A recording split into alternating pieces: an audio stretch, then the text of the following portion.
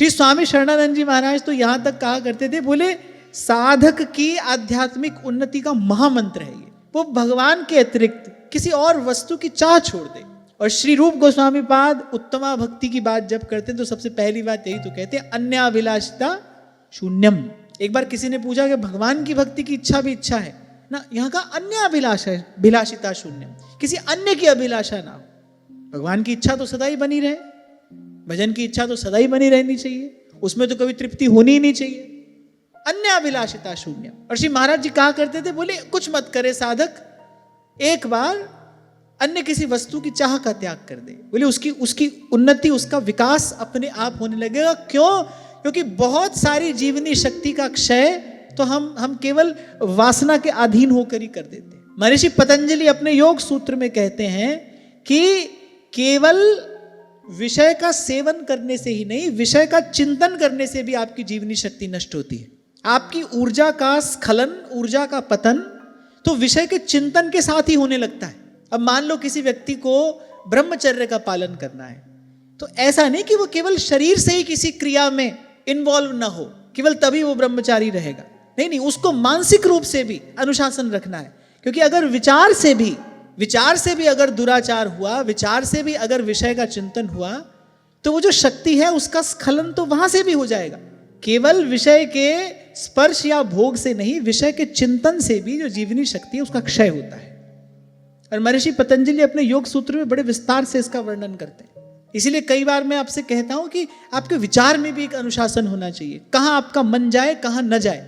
और कहीं यदि जाने लगे मन ऐसी दिशा में जहां उसे नहीं जाना चाहिए, तो इतने सजग सावधान आप होने चाहिए कि वहां से खींचकर उसको वापस ला सके। जैसे बालक को पालने की क्षमता ना हो तो बालक को जन्म ही नहीं देना चाहिए। यदि ऐसी क्षमता सामर्थ्य नहीं है, आप वो उत्तरदायित्व अपने कंधे पर नहीं ले सकते, तो बालक को जन्म ही नहीं देना चाहिए। ऐसे ही मन कहीं भी चला जाए, किसी के भी पीछे चला जाए, कुछ भी सोच ले, कुछ भी विचार ले, काई बात के साधक हो फिर अपने आप को साधक कहना ही नहीं चाहिए। यहां ये नहीं कहा जा रहा है कि साधक का मन कभी उस ओर जाता ही नहीं, चला जाए तो उसको खींचकर सन्मार्ग पर ले आए। इतनी सामर्थ्य साधक में होनी चाहिए, इतनी सजगता, इतनी सावधानी उसके पास में होनी चाहिए। कोई बात नहीं, मन चला गया कुमार्ग पर, ले आए उसको, और अधिक सावधानी से जप करे, सुमिरन करे, सत्संग करे, ले आए उसको। अरे यहां तो यह सुविधा है कि नया मन बनाया जा सकता है। श्री नेही नागरीदास जी महाराज कह रहे, ये मन मार जीवाइए, जियत ना आवे काज। और ये कोई कहने भर की बात नहीं है भाई, ये तो हमारा अपना व्यक्तिगत अनुभव है। नया मन बनाया जा सकता है। ऐसे बाबा बुल्ले शाह कहते हैं ना कि हुण मैनू कौन पिछाणे, कह रहे मैं हो गई होर दी होर। कल मन कुछ और चाहता था, आज मन कुछ और चाहता है। कल मन को जिसकी चाह थी, जिसकी इच्छा थी, आज उस ओर चाहे भी तो कोई गति नहीं होती, ऐसी कोई भी रुचि नहीं है। मैंने नया मन बना ना, अर्थात नया मन बनाया जा सकता है। ये मन मार जीवाइए, फिर जियत ना आवे काज। और मैं तो कहता हूं कि हमारी भक्ति, हमारी साधना यही तो है, प्रभु के अतिरिक्त कुछ और चाहे नहीं।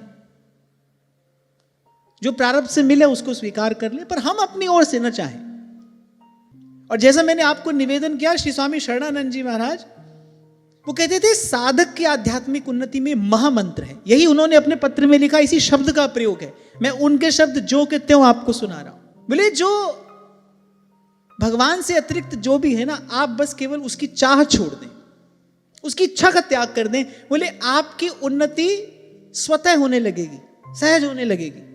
आपकी आध्यात्मिक क्षमता का विकास होने लगेगा, क्योंकि आप अपनी आध्यात्मिक क्षमता केवल उसी चिंतन में नष्ट कर रहे हैं।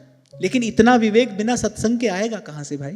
ये विवेक किसके पास होगा? जिसको सत्पुरुषों का संग मिलेगा, उसी के जीवन में तो विवेक आएगा।